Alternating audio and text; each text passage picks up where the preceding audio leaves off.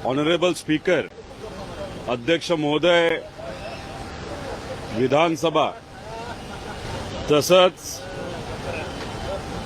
Honourable secretary विधानसभा या दोघांनाही मी माझ्या वतीने मंत्री गोरेंच्या विरोधात आज इथं हक्कभंग आणणार आहे।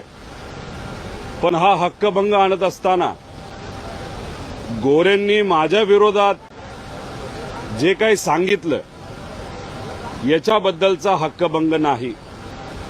त्याला उत्तर तर मी दिलंच, त्याच्यासाठी मी कुठेही लढायला तयार आहे।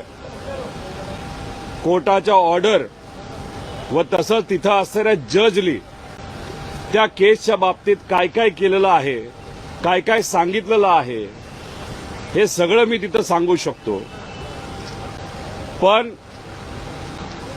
गोरे भाऊंनी विधान भवनमध्ये जिथं सामान्य लोकांचे प्रश्न हे मांडले जातात, त्यांच्यासाठी लढलं जातं, त्यांच्या अडचणी सोडवण्यासाठी प्रयत्न केले जातात, तिथंच अध्यक्ष व तिथं असणारा प्रत्येक आमदारांना खोटी माहिती देऊन तिथं दिशाभूल केलं गेलं। आणि ती खोटी माहिती कशाच्या बाबतीत होते तर एका महिलेवर झालेल्या अन्यायाच्या बाबतीत। आम्ही कशासाठी लढतोय की एका महिलेला न्याय देण्यासाठी, आणि ते अधिवेशनामध्ये अध्यक्षांची आणि हाऊसची दिशाभूल कशासाठी करत आहेत, स्वतःला वाचवण्यासाठी।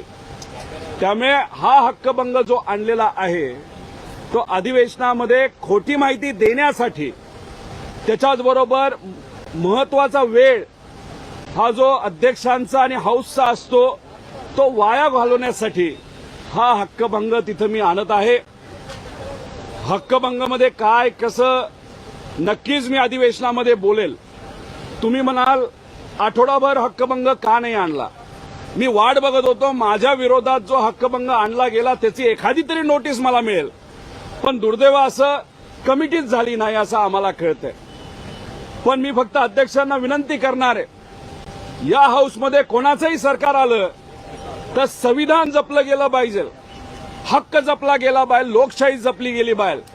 सत्तेत असणाऱ्या एका आमदाराचा आणि एका मंत्र्याचा हक्कभंग मांडण्याची संधी तुम्ही तिथं दिली।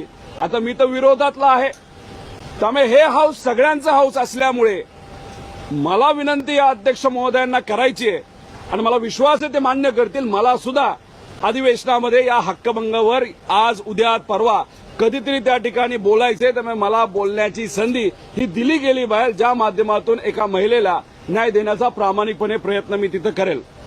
इथं मी माझा जो अधिकार आहे तो अधिकार या अधिवेशनामध्ये त्या ठिकाणी मी वापरत आहे। हा माझा अधिकार आहे, लोकांनी दिलेला हक्क जो मला आहे आमदार म्हणून, त्या हक्काचा वापर इथं या अधिवेशनामध्ये मी आमदार म्हणून करत आहे। तसंच तुम्ही जर बघितला तर त्या भागातले एक ओबीसी पत्रकार खरात भाऊ, त्यांच्यावर जो अन्याय झालेला आहे की पॉवरचा वापर करून, मंत्रिपदाचा वापर करून एका पत्रकाराला जेलमध्ये टाकलंय, तिथं अन्य त्याग त्या पत्रकारांनी तिथं केलेला आहे। अपेक्षा आहे की आज त्यांना तिथं बेल मिळेल।